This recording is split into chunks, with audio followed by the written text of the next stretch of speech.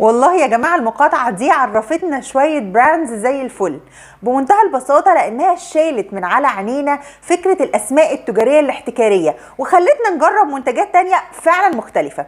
في الحلقة ديت أنا هتكلم على الساليسيليك أسيد، وبالتحديد بديل ذا اوردينري ساليسيليك أسيد أو الناس اللي بتستخدم البي اتش اي تونر من باولا's تشويس.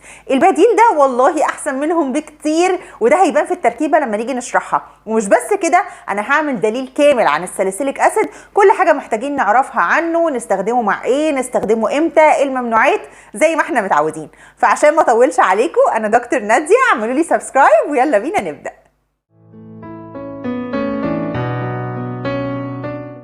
العدو الاول للحبوب.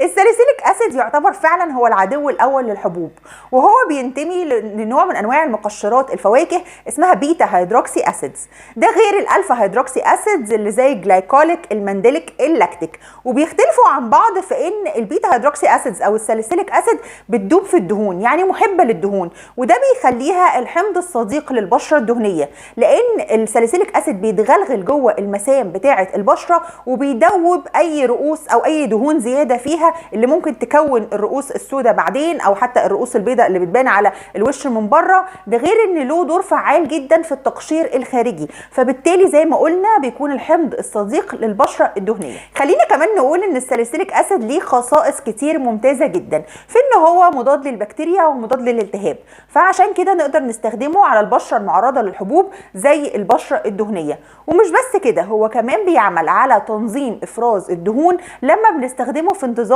تبع الروتين اليومي بتاعنا. وهنا يجي دور السيرم اللي هنتكلم عنه النهارده، وهو سيرم فلورش جود باي بيمبل. هو دوت شكله. فلورش شركه مصريه عامله 2 سيرمز، الساليسيليك اسيد اللي هو جود باي بيمبل اللي هنتكلم عنه دلوقتي، وعامله كمان النياسيناميد. وخليني اقول لكم انه من الحاجات اللي فعلا انا اصلا ما كنتش مصدقه ان هو مصري، يعني جمال الباكجينج، جمال الاكتيف انجريدينتس، الفعاليه بتاعته بصراحه هايل. انا هوريكم قوامه وهوريكم كل حاجه عنه، بس الاول حابه اتكلم على المواد الفعاله اللي فيه.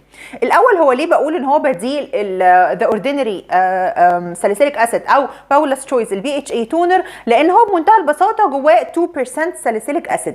بس المختلف بقى اللي في السيرم ده اللي فعلا ما شفتوش في اي سيرم تاني، ان هو جواه خلاصه السنتيلا اثياتيكا او السيكا بتركيز 1%. انا حقيقي ما شفتش اي سيرم فيه خلاصه السيكا خالص، ودايما لما باجي استخدمها بستخدمها في صوره كريم. فلما لقيته في السيرم بتاع الساليسيليك اسيد او الجود باي بيمبل بتاع شركه فلورش، بجد انبسطت قوي، لانه دايما من الحاجات اللي احنا بنكون خايفين منها لما بنيجي نبدا اي سكين كير روتين جديد، انه الاكتيف انجريدينت او الماده الفعاله انها هنستخدمها تعمل لنا سكين بيرجينج، او ان الحبوب تطلع لتحت الجلد مره واحده على وشنا لما بندخل ماده فعاله جديده في الروتين. وده طبعا بيحصل مع مواد كتير قوي زي الريتينول وحاجات تانية كتير يعني.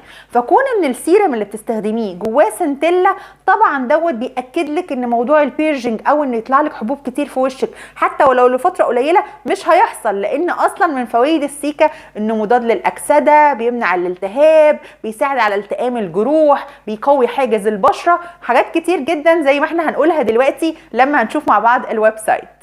بس قبل ما نشوف الويب سايت حابه اقول لكم كمان جمال بقيه التركيبه.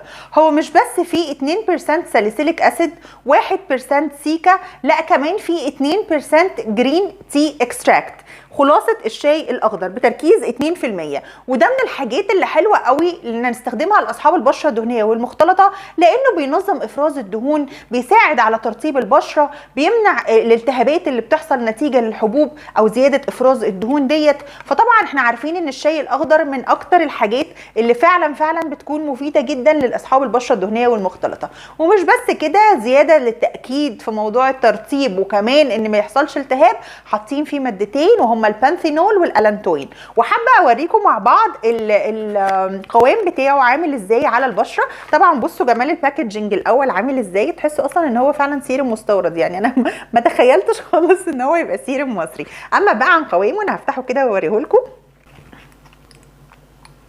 هو ووتري تمام، اتمنى يكون باين في الشاشه. اوكي، وامتصاصه حلو جدا. خليني برضو اوريه لكم على ايدي. امتصاصه ووتري، ما بيعملش اي نوع من انواع الجريسي، يعني مش بيدهن ولا بيخلي البشره ملزقه كده او بتلمع، لا بالعكس خالص، بيمتص بسهوله جدا.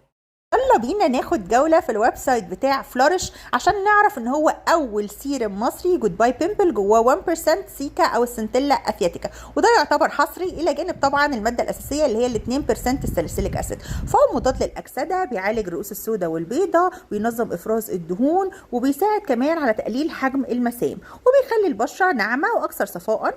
المكونات اللي فيه مكتوبة: الساليسيليك اسيد زي ما قلنا، السنتيلا افياتيكا، الشاي الاخضر اللي بيعمل ديتوكس للبشره، وكمان الاضافه الجميله اللي فيه الالوفيرا والكامومايل عشان يرطب البشره ويمنع اي التهابات.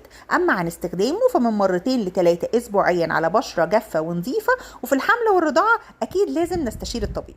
ومن النصايح المهمه ان القطاره ما تلمس بشرتنا عشان ما يحصلش اي نوع من انواع التلوث. اما بقى عن الروتين السهل اللي ممكن نستخدم فيه الساليسيليك اسيد، اول حاجه طبعا بنستخدم الغسول بتاعنا، تاني حاجه التونر وده هيكون اوبشنال، وبعدين الساليسيليك اسيد، وبعدين لما ينشف بنحط مرطب، واهم حاجه ما ننساش خطوه الصن بلوك لاي حد بيستخدم اي مقشرات على بشرته تاني يوم. اما بقى عن البست سيرمز اللي احنا ينفع نستخدمها مع الساليسيليك اسيد في الروتين بتاعنا، اكيد هيكون النياسيناميد والهيالورونيك اسيد. يعني لو احنا بنتكلم على البست بير اللي ينفع نستخدمه مع جود باي بيمبل، شركه فلورش عامله كمان جود باي بورز، وده عباره عن نياسيناميد وهيالورونيك اسيد. يعني هما الاثنين مع بعض فعلا بيعملوا روتين ممتاز جدا، لان زي ما قلنا الساليسيليك اسيد بيدوب في الدهون والنياسيناميد محب للميه، فالاثنين مع بعض بيعملوا بالانس محترم جدا في السكين كير روتين بتاعك. اما بقى لو اتكلمنا عن الممنوعات، فاكيد ممنوع ان احنا نستخدم ريتينول مع الساليسيليك اسيد مع بعض او ورا بعض، لان الساليسيليك اسيد بيقلل فعاليه الريتينول، فبالتالي ما بتستفيديش منه. ده غير انه طبعا ممكن يعمل التهاب وتهيج في البشره. والافضل كمان ان احنا ما نستخدمش مع الساليسيليك اسيد في نفس الخطوات ورا بعض الجلايكوليك اسيد. يعني احنا هنقول دلوقتي ان الممنوعات هي الريتينول والجلايكوليك اسيد، اما بقى البست بيرز هو الاثنين دول من فلورش، النياسيناميد والساليسيليك اسيد. والنياسيناميد على فكره من حلاوته انا هعمل له حلقه لوحده، فمش هتكلم عنه دلوقتي عشان ما احرقوش.